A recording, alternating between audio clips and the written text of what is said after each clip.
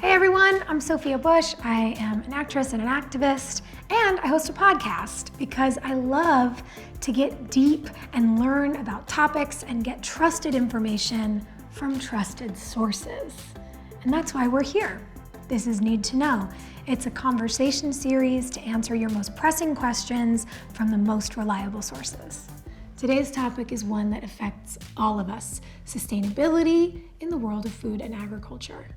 So today, we are going to speak to writer Alicia Kennedy, who is an expert on the food industry and its impact on the environment. So we're all affected by what's happening in the food industry. I mean, it quite literally sustains us. But I think that its impact isn't something that we're often thinking about when we're food shopping or preparing a meal. So I'm wondering if you can walk us all through the environmental impact of the food that we put on our plates. The UN recently reported that the global food system accounts for 30% of global greenhouse gas emissions.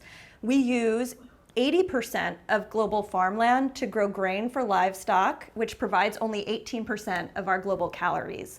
So it's really a misuse of land that is creating these greenhouse gas emissions that create such a big impact on the environment. And that's coming from the food system. It's mostly coming from industrialized meat and dairy. Wow, that is a lot. And while it's hard to digest numbers that big, you're educating people on the fact that this is actually just a small piece of the whole puzzle, right? It is. You know, land use is super important, but it's also about how far away your food is coming from. It's about packaging the food, processing the food, the energy that goes into that. You know, and sustainability in food is so multi-pronged because we're also talking about labor, animal welfare, and we're also talking about nutrition and health. And in the United States, we are not seeing a big push to support the foodways that would be good for people, good for the planet, good for workers and animals. So I wonder, with all of this in mind, is there an ethical and environmentally friendly way to source food? What should we consider when we're going out for our weekly grocery run?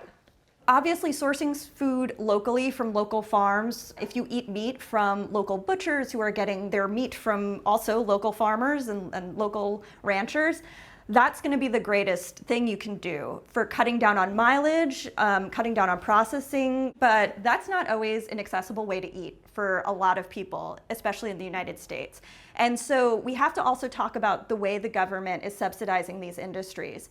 The United States government gives $38 billion per year to industrial meat and dairy.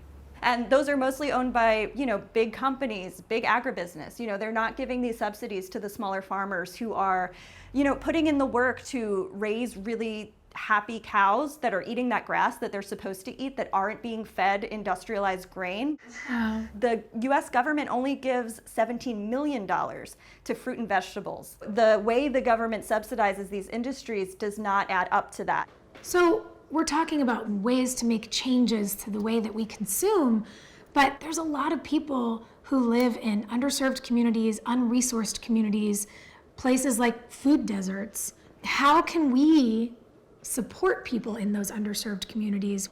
Food justice advocates prefer the term food apartheid to food desert because food desert suggests a natural occurrence. It suggests that these areas are just naturally barren of fresh food and vegetables. Wow. It's really a problem of resources that are allocated improperly.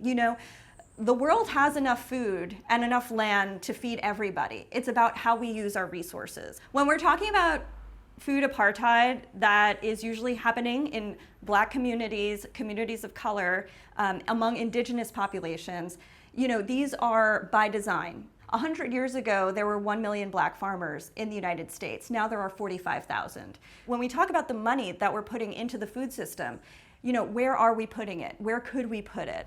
Think locally. Find those food justice organizations in your area. Find the mutual aid groups in your area that are feeding people who are in need. In mutual aid, it's not about charity. We all are helping each other. We are all in a collective situation. What do you need? Maybe I have that. Find the local community that cares about food, and I think that everything will fall into place from there. What is one thing that you would suggest to me or anyone watching who wants to continue making better choices for the planet with their food, to eat, shop, live more sustainably.